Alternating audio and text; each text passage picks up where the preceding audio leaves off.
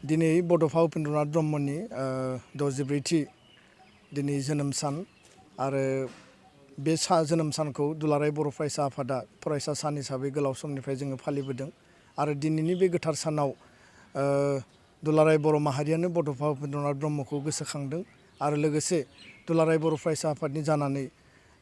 दिनैनि बे फरायसा सान आरो बड'फानि जोनोम सानजों लोगोसे लोब्बा लाखिनानै दुलाराय बर' फरायसा आफादनिफ्राय बुहुमाव थांनानै थानाय बर' फिसाफोरनो गोजोन आरो हामलायनायखौ जों बावहरदों आरो लोगोसेनो बड'फानि जिउ आत्माया जाहाथे सोरगोआव आलो गोजोननि जायगा मोनो आरो बिथाङा थांना थानाय बर' फिसाफोरनो जाहाथे लामा दिन्थिहरनो हायो बोर सारस्रिहरनो हायो बेखौनो आनान गसाइनि खाथियाव जोङो आर'ज गाबदों। दिनैनि बे सानाव जोङो गोसोखांदों जे बुहुमाव दिनै कभिड-19 बा नभेल कर'ना भाइरासजों साग्लोबजानानै दिनै 30,000निबो बारा सुबुंनि जिउ खहा जाबाय,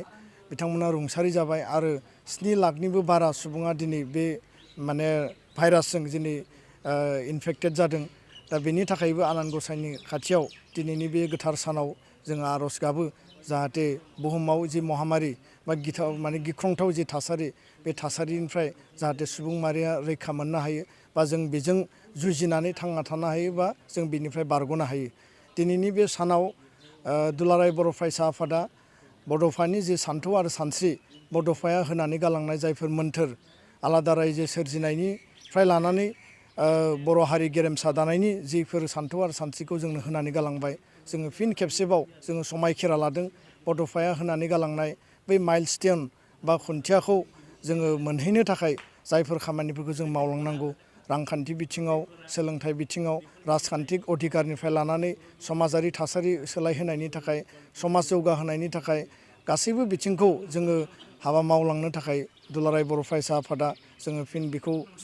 गोसोखांदों आरो लोगोसेनो बुहुमाव थांना थानाय बर' फिसाफोरनि आबुं गुस्लायनायनि थाखाय बुहुमाव थांना थानाय बर' फिसाफोरखौ जौगाहोनो थाखाय बा हारिखौ गेरेमसा माहारि दाफुंनो थाखाय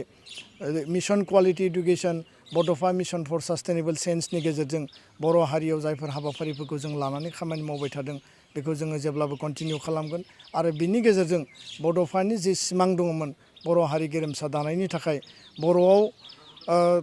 हारि हिसाबै थांना थानो थाखाय गासैबो बिथिङाव जोंनि जौगानांगौनि खामानिफोरखौ जोङो अरायबो मावलांगोन आरो बेखायनो दिनैनि बे समाव जोङो बयबो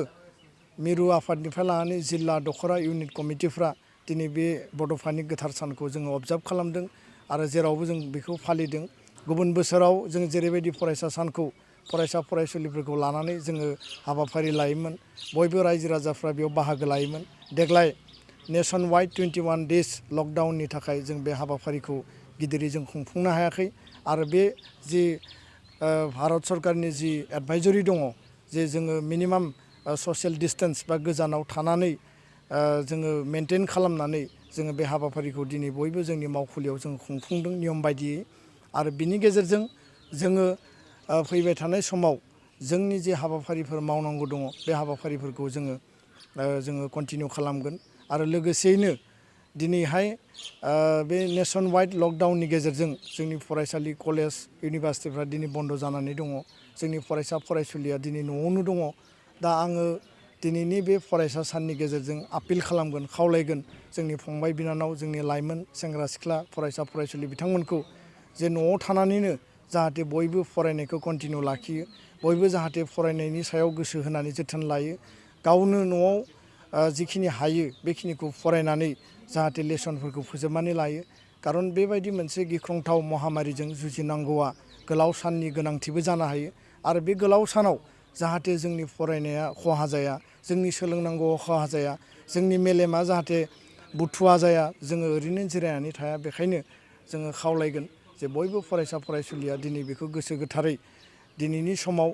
बोजबनानै गावनि डिउटिखौ गावनि रेसपन्सिबिलिटिखौ कनसेन्ट्रेट खालामनानै बिथांमोना फरायनाय खामानिखौ दोनथ'आलासे मावफुंगोन होननानै दिनैनि बे सानाव आङो खावलायबाय। लोगोसे बड'फानि बे जोनोम सानखौ फरायसा सान हिसाबै आसाम सरकारखौ जोङो सिगांनिफ्रायनो नारसिनबोदों जे बेखौ एकाडेमिक केलेन्डाराव सोसननानै फरायसा सान हिसाबै अबजार्भ खालामनायनि थाखाय आसाम सरकारा मर्यादा होनांगौ होननानै बिथांमोना बे दाबिखौ लानानै मावफुंगोन होननानै जोंनो खोथा होबोदों नाथाय दिनैसिमबो कागजे पत्रयै जोङो मावफुंनानै होनाय नुवाखै दिनै बिटिआर सुक्ति जानायनि उनाव गोदान मोनसे थासारि गोदान मोनसे सरकार फैनायनि लामायाव बिटिसि सरकारखौ जोङो सिगांनिफ्रायनो बुंबोदोंमोन जे अन्तत' बिटिसि ओनसोलाव बड'फानि जोनोम सानखौ फरायसा सान हिसाबै जोङो फालिनो हायोब्ला सरकारा मावफुंनांगौ होननानै नाथाय बिथांमोना थांनाय 17 बोसोराव बे हाबाफारिफोरखौ मावफुङासै आरो बिथांमोना बेखौ मावफुंनो थाखायबो नाजायाखिसै दा बेनिखायनो फैबाय थानाय समाव बिटिआरनि जि सरकार जागोन आरो जि आसाम सरकार माने जोंहा दङ बिथांमोनजों सावरायनानै दुलाराय बर' फरायसा आफादा फिन नारसिनगोन आरो बेखौ जोङो जाहाथे एकाडेमिक केलेन्डाराव सोसननानै फरायसा सान हिसाबै जों फालिनो थाखाय जाहाथे जों खाबु मोनो आरो आसाम सरकार बिटिआर सरकारा जाहाथे बेखौ मर्यादा होयो बिनि थाखाय दुलाराय बर' फरायसा आफादा बे खामानिखौ जों मावगोन।